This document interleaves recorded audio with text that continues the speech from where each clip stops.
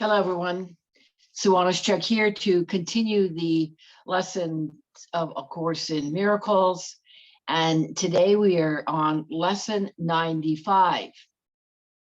And today's lesson is, I am oneself united with my Creator. So it says, today's idea accurately describes you as God created you. You are one within yourself and one with Him. Yours is the unity of all creation. Your perfect unity makes change in you impossible. You do not accept this, though, and you fail to realize it must be so, only because you believe that you have changed yourself already. That's the ego that wants you to believe that.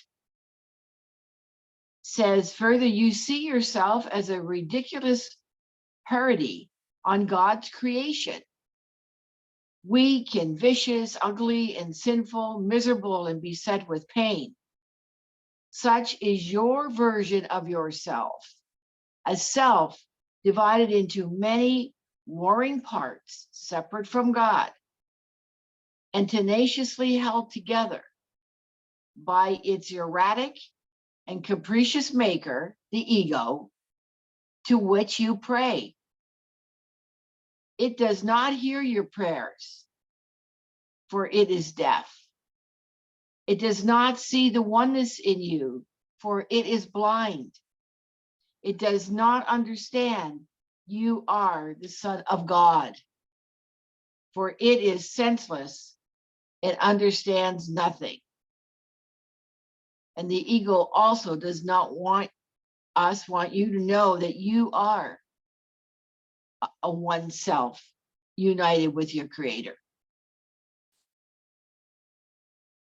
We will attempt today to be aware only of what can hear and see and what makes perfect sense. We will again direct our exercises towards reaching your one self, your higher self, your holy self, your innocent self, which is united with its Creator. In patience and in hope, we try again today. The use of the first 5 minutes of every waking hour for practicing the idea for the day has special advantages at the stage of learning in which you are at present. It is difficult at this point not to allow your mind to wander if it undertakes extended practice. You have surely realized this by now. Have you noticed your mind wandering as you're doing these lessons? And the Course says we are far too tolerant of mind wandering. So it says you have seen the extent of your lack of mental discipline and of your need for mind training. It is necessary that you be aware of this. So it is indeed a hindrance to your advance. So the lack of discipline and not realizing that what we're doing here or what is occurring here in the Course is mind training, it's all a hindrance. So it says, frequent but shorter practice periods have other advantages for you at this time. In addition to recognizing your difficulties with sustained attention, you must also have noticed that unless you are reminded of your purpose frequently, you tend to forget about it for long periods of time. And you often fail to remember the short applications of the idea for the day. And you have not yet formed the habit of using the idea as an automatic response to temptation. So what I want to say is, what I learned in this is, why there's 365 lessons, because indeed we do need to practice. And we do need to develop more and more mental discipline here. And also to, be more and more aware of our thoughts. It's bringing us to a deeper awareness and distinguishing right-mindedness and wrong-mindedness. And, where we have been patterned and what habits and beliefs that we've taken on that really are not our truth. We get the opportunity, though, as we continue to practice these lessons, to really to go within and ask ourselves if what are our beliefs. We've taken on beliefs of others without even questioning it. And it said at the very beginning that that we don't accept this. We don't accept that we are one with our Creator. And in our oneness with our brotherhood, with our brothers and our sisters, and our oneness with others, that we are united in that we are all love, that we are all created in the image and likeness of God. We've been so socialized and through aspects of our possible religious upbringing that we are sinners. And the Course is telling us that that we're sinless, and that a mistake is only something to be corrected. So wherever you're at is absolutely perfect, and do your very best to continue practicing these lessons. So I'll continue on here now. It says, structure then is necessary for you at this time. Planned to include frequent reminders of your goal and regular attempts to reach it. Regularity in terms of time is not the ideal requirement for the most beneficial form of practice in salvation. It is advantageous, however, for those whose meditation is inconsistent and who remain heavily defended against learning. So they're saying here that, it is important to the best of your ability to put some structure in and to regularly practice as you're instructed to do so, because you've got to build the muscle and build this mental discipline. This is what is involved here in the Course. Okay, it goes on and says, we will therefore keep to the 5 minutes an hour practice periods for a while and urge you to omit as few as possible. Using the first 5 minutes of an hour will be particularly helpful since it imposes firmer structure. Do not, however, use your lapses from the schedule as an excuse not to return to it again as soon as you can. There may well be a temptation to regard the day as lost because you've already failed to do what is required. This should, however, merely be recognized as what it is: a refusal to let your mistake be corrected and an unwillingness to try again. So, you have this book in your hand and these lessons that you are taking on a day-to-day basis. And, there's a commitment there in doing these lessons. So, if you forget to practice it as frequently as they're saying, all there is to do is to recognize that. And it's a mistake to be corrected. Well, it's an omission. It's forgetting. So when you recognize that you have forgotten, what there is to recommit and get back on track with the practice as it is suggested. So it goes on to say, the Holy Spirit is not delayed in teaching by your mistakes. He can be held back only by your unwillingness to let them go. So, again, be willing to let go of whatever mistakes that you may make that just need to be corrected. We tend to, how do I want to say this? We come up in our, as we begin our life and as we develop as develop in our life, we're taught, right and wrong. And, when we are not doing it right, there's this automatic to making ourselves wrong. We start judging ourselves. We start feeling guilty and almost to the point of punishing ourselves. So, this is what we're undoing. We're undoing, there really is no right and wrong. It's what we've been socialized to. And, we even make a mistake as wrong. No, it's only something to be corrected.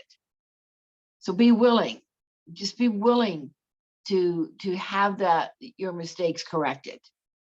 And it said, let us therefore be determined, particularly for the next week or so, to be willing to forgive ourselves for our lapses in diligence and our failures to follow the instructions for practicing the day's idea.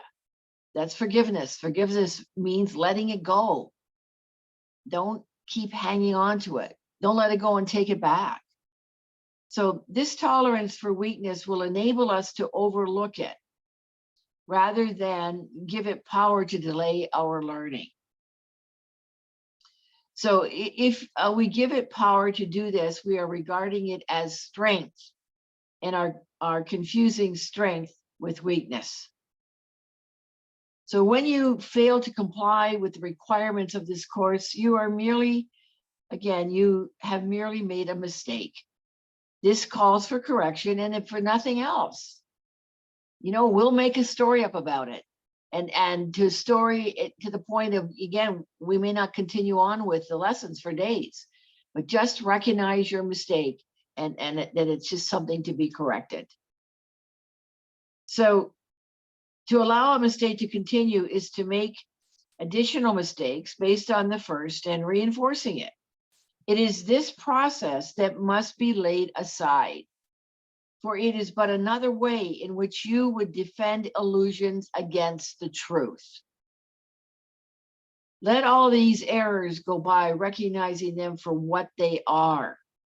They are attempts to keep you unaware you are one self, one holy self.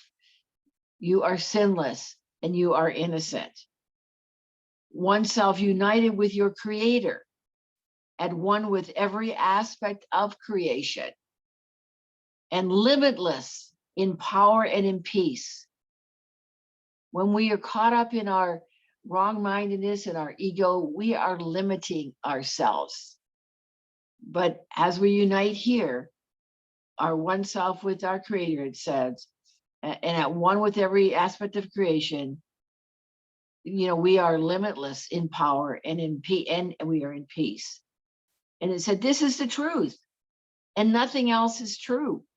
Today we will affirm this truth again and try to reach the place in you which there is no doubt that only this is true, that you are one with your creator, and you are one with every aspect of creation, limitless and in power and peace. So begin the practice period today with this assurance offered to your mind with all the certainty that you can give.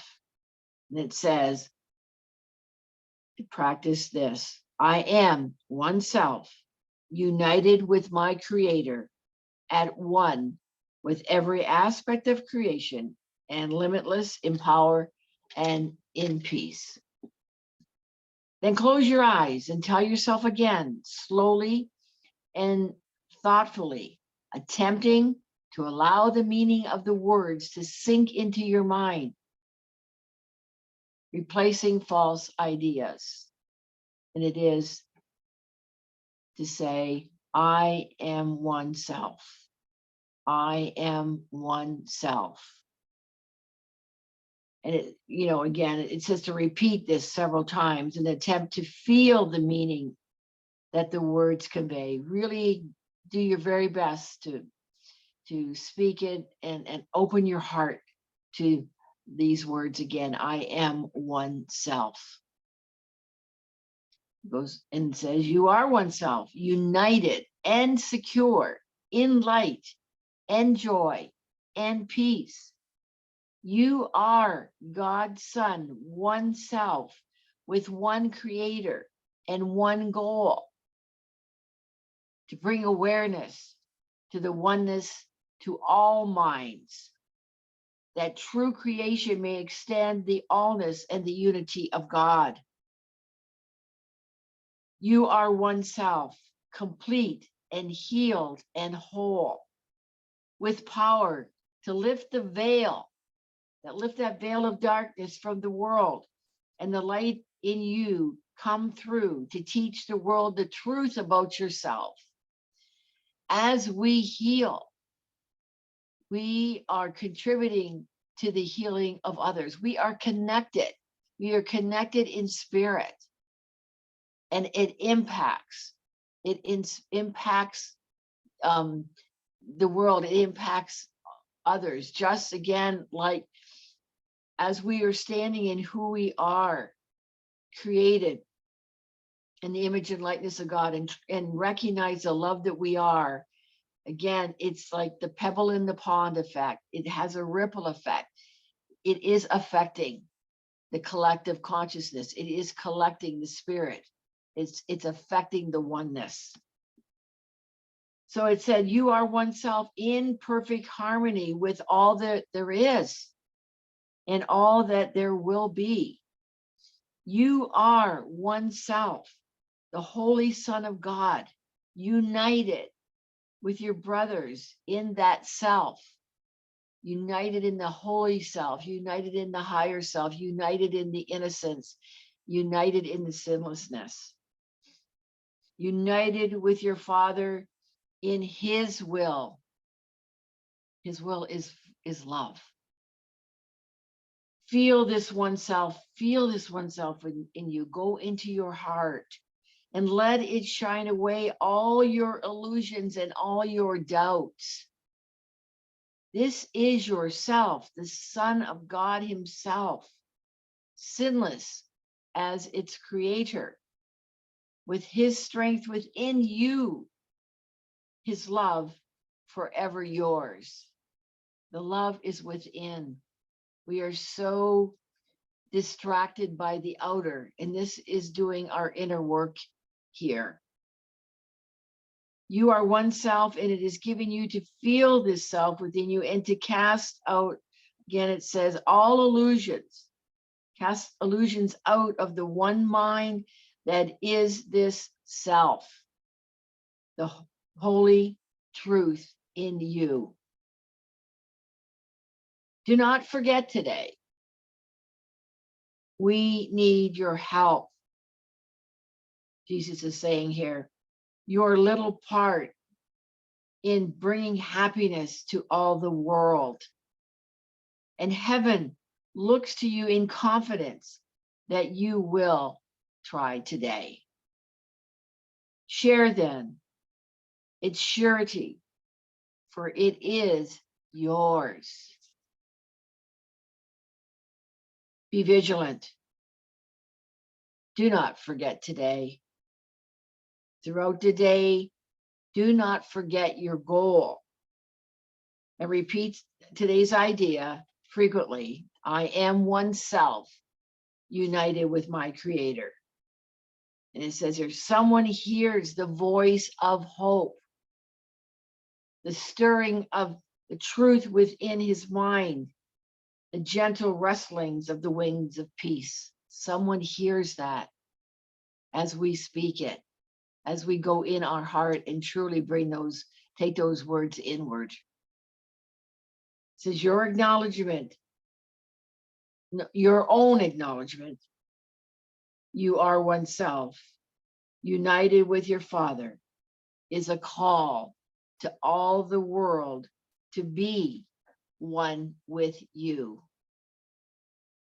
To everyone you meet today, be sure to give the promise of today's idea and tell him this: you are one self with me, united with our Creator in this self, this holy self.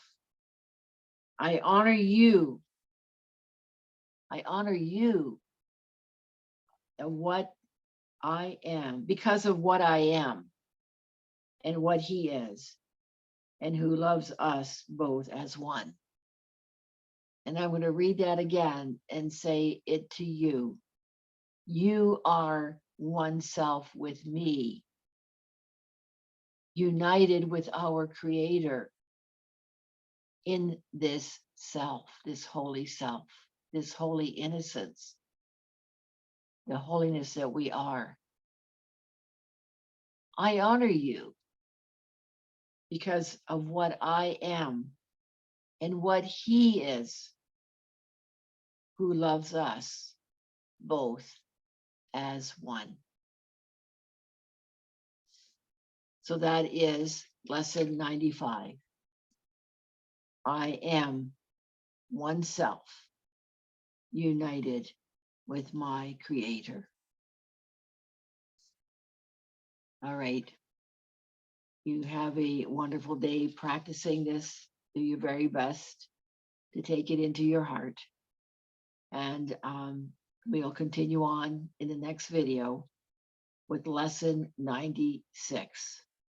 I acknowledge you for coming this far with the lessons to date and doing your very best in, practicing the lessons. And as I said earlier, if you recognize you're not following through, just recommit. And remember that if you see it as a mistake, it's only something to be corrected. And there's nothing wrong. Just recommit. All right. Have a love-filled day. And remember, please, to like, comment, share. And if you have already, thank you very much. And also, if you haven't already, please subscribe as I build this community of like-minded individuals who are practicing A Course in Miracles.